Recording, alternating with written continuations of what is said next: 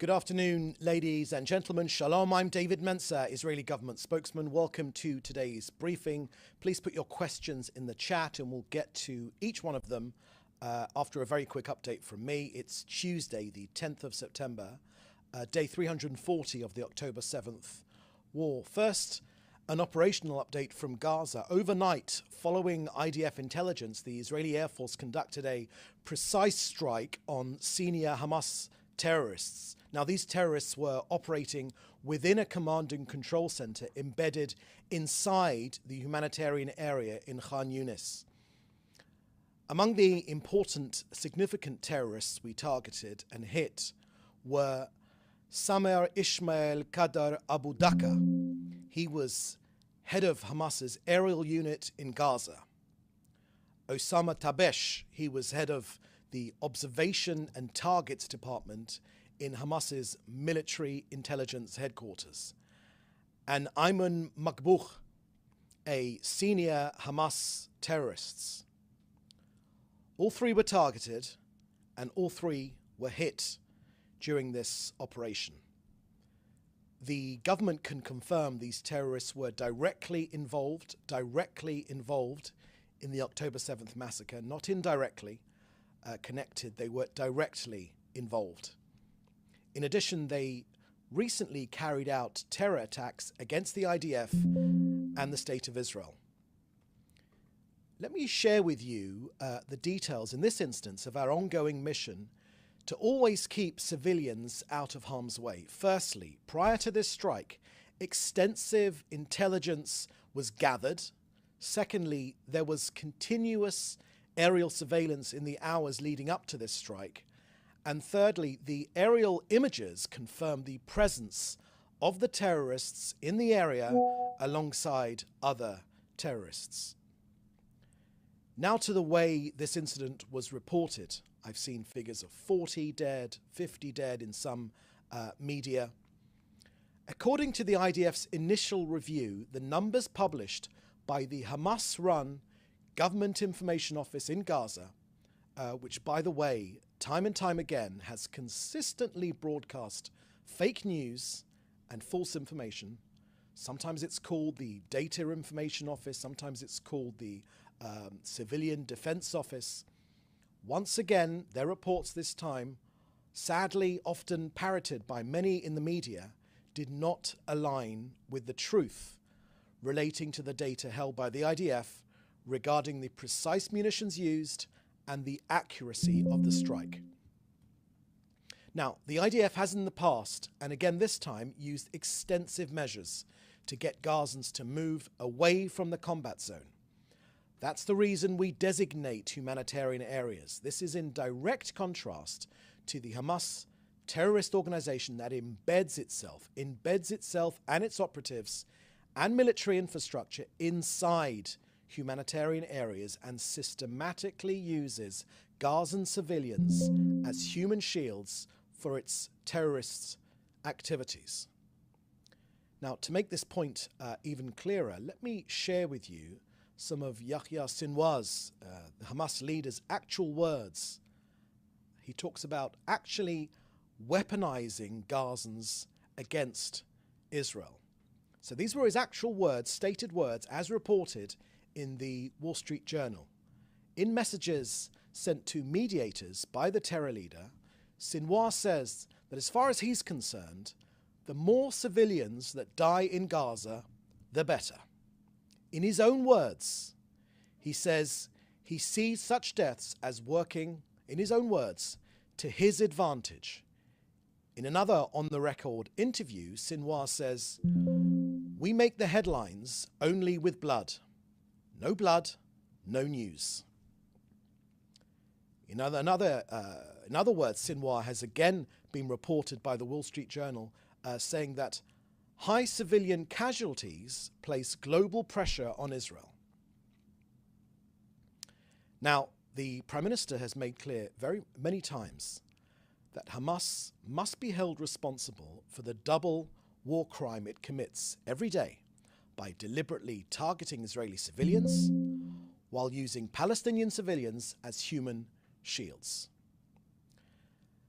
And finally, on to COGAT and their work coordinating aid into Gaza. As of today, Israel has facilitated over 50,000 trucks worth of aid and close to 1 million tons of aid into Gaza since the start of this war.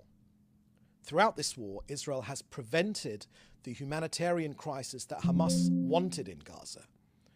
So we've sent in daily, practically unlimited quantities of essential aid for Gazans, food, medication, vaccines, all transferred following a security inspection to make sure and to prevent weapons from getting into the hands of terrorists. On the polio campaign, the third stage of the polio vaccination campaign in northern Gaza began today. Approximately 70,000 children under the age of 10 will be receiving the vaccine in designated health centres and clinics. And later today, the daily assessment will be held together with our partners from the World Health Organization and UNICEF. Clearly, Hamas wants an outbreak of polio, and Israel has prevented one. So that's the end of our briefing here today. I will now take your questions, which you should put in the chat together with your news outlet. First question here I can see is from Hannah Julian. A few minutes ago, US Secretary of State Antony Blinken blamed the IDF for the death last week of a Turkish-American activist linked to the International Solidarity Movement who was involved in a clash between stone throwers and IDF soldiers in Beta. Blinken said this was the second American killed at the hands of the IDF, and the US plans to demand the IDF change its rules of engagement as a result. Can you comment? Thank you for that question, Hannah. We haven't got anything further than that. It sounds particularly as it's a question for the IDF, so please put that question directly to the IDF. Next question from Joel Pollack at Breitbart News. Could you kindly clarify once more how many people the IDF believes were killed in the strike on Hamas operatives in Khan Yunis separately?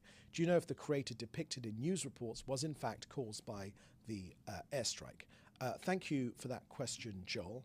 I shared with you 3 terrorists that were killed. We targeted them.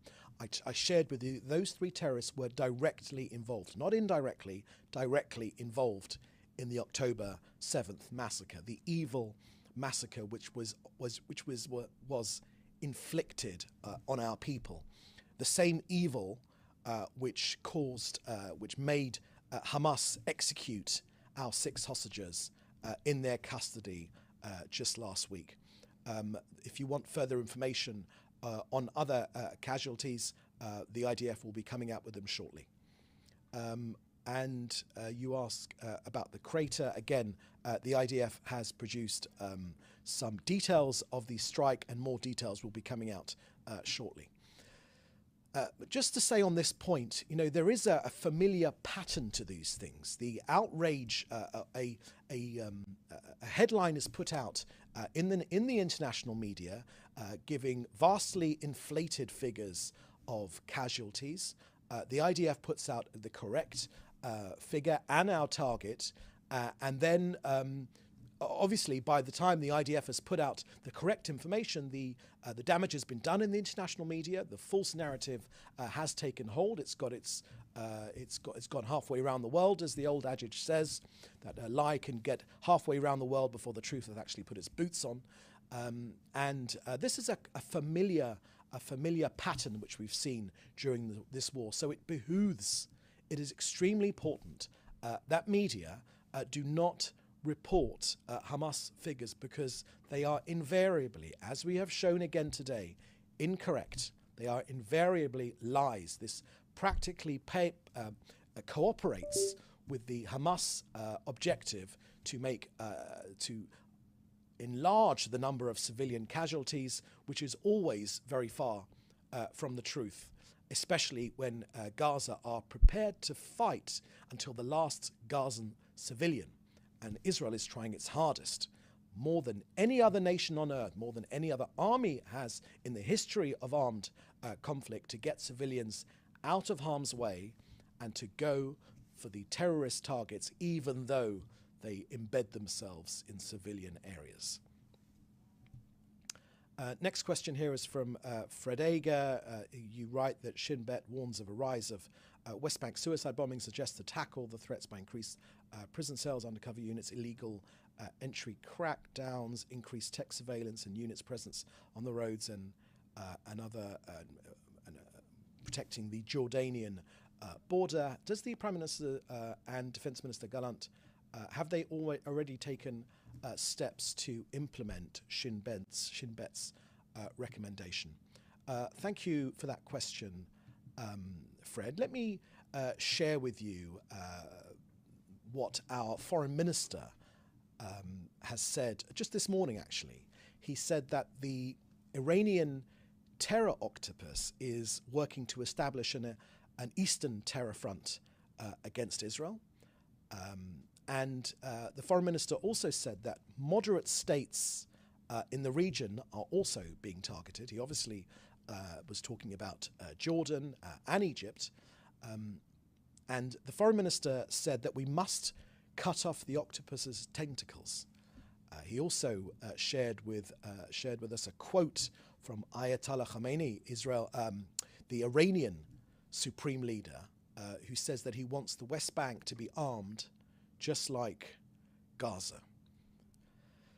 So look, Israel is very aware of the uptick in violence in Judea and Samaria, the West Bank. We were taken by surprise on October 7th by the invasion of Hamas, but we will not be surprised again. Israel has made clear, and the Prime Minister has reiterated this point, that Israel is operating decisively to ensure that the reality that existed prior to the murderous and horrific attacks by Hamas terrorists on October 7th will never repeat themselves. Our policy is extremely clear. There will be no safe place, no places of sanctuary, nowhere, no places where the terrorists can feel safe, where they feel they're in control. So we've carried out targeted operations in the last 10 days or so to thwart terrorist activity in Samaria. The IDF and the security forces are operating in the Hebron region. I shared that with you yesterday, and in other towns in Samaria, Tulkarem, Jenin, and other places from which these murderous attacks have been launched. We will fight to eliminate terrorism from wherever it emerges. The Prime Minister's made clear that we know that Iran is working to make this another front with which to attack Israel. But Israel is, of course, on high alert. Our security forces are deployed extensively to thwart terror attacks, and we will settle accounts with any terrorists responsible for terrorist attacks against our people. Prime Minister's made clear that we've exposed and dismantled explosives planted underneath the road to be detonated in attacks against our security forces operating in the area. And we know that these are straight out of the Iranian playbook deployed against coalition forces in Iraq and Afghanistan. Again, we've also confiscated weapons. We've exposed and dismantled explosives, also planted under roads in the area. So as I mentioned before that we were taken by surprise on October 7th. We will not be surprised again. We know that the reality that existed prior to these murderous invasion by Hamas on October 7th will never repeat themselves. Our policy is clear. There will be no safe place, no places of sanctuary for these terrorists, and our targeted operations in Jenin and Tulkarem and other places in Samaria will thwart the next terrorist invasion of our towns and villages and cities. You will have seen that by arrests taken place yesterday on Highway number 6.